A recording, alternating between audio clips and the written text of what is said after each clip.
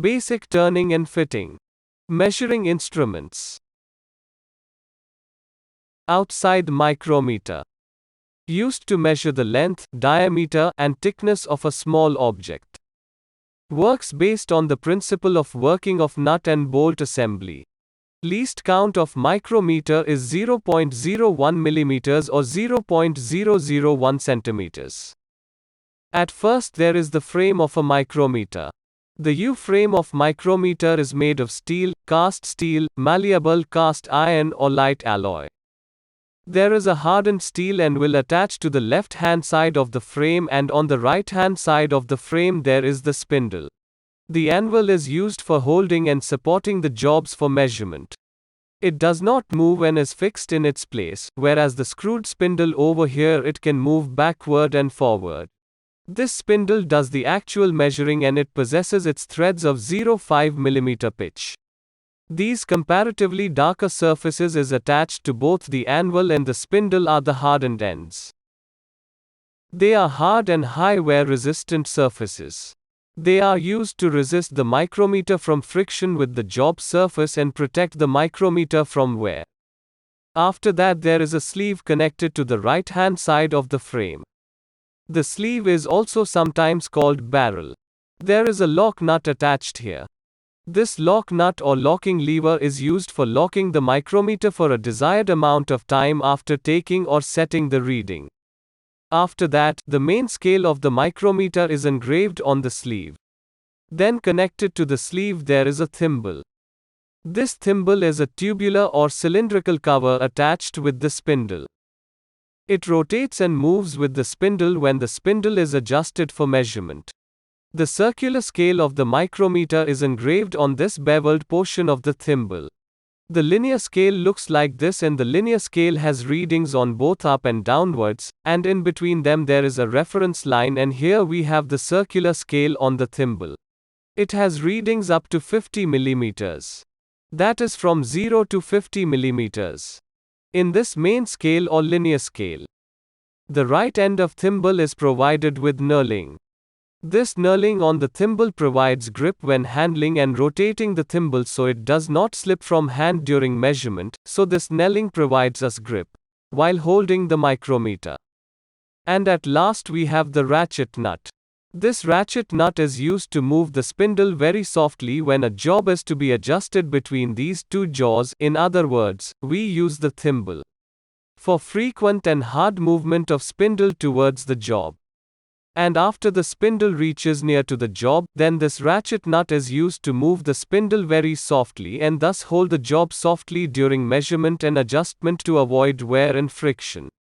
Now, let's zoom into these main scale and circular scale and know about them a bit more because they are very important in reading the micrometer. So here we have the linear scale. There is a reference line between the upper and lower readings of this linear scale. So here we have 0 mm, 1 mm, 2, 3, 4 mm, so on. And above this we have 0.5 mm. As we discussed earlier, there are total 50 divisions in the circular scale and the least count of the main scale in 0.5 mm. Because down we have 1 mm, above we have 0.5 mm. So the minimum measurement possible by the main scale is 0.5 mm. The formula to find out the dimension to be measured is mean scale reading plus vernier scale reading multiplied by least count. So let's see how to take a reading on micrometer. So here is a micrometer in between the anvil and the spindle of this micrometer. We will place a job or an object that is to be measured, and we will grip a job or object using this spindle.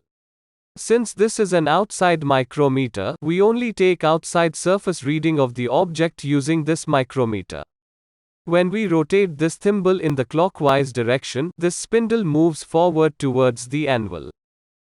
Similarly, when we rotate this thimble in the anti-clockwise direction, this spindle moves backwards away from the angle. So we have placed an object and adjusted in between the two jaws by rotating the thimble.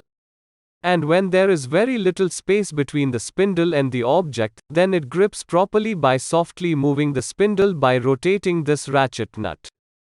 When the job is properly adjusted between the anvil and spindle, then this locking lever is used to lock the spindle in its place. Now this object or job can be taken out easily, and due to this lock nut the measurement taken will not deviate it. Now we can take the reading for that. Let's zoom into this scale.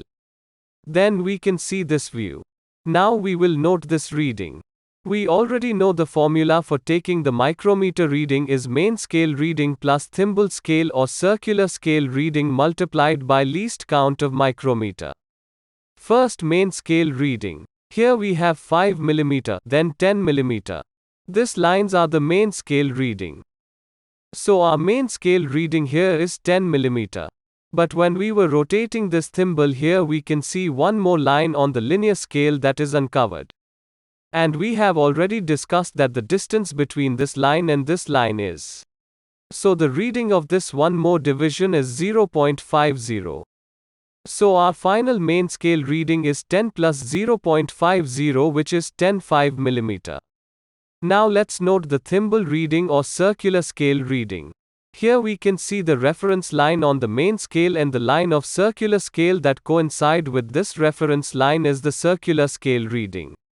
We can see here that 15 on the circular scale coincides perfectly with the reference line of main scale, so circular scale reading is 15. Putting these values in the formula, main scale reading is 10.5 mm. Circular scale reading is 15 mm.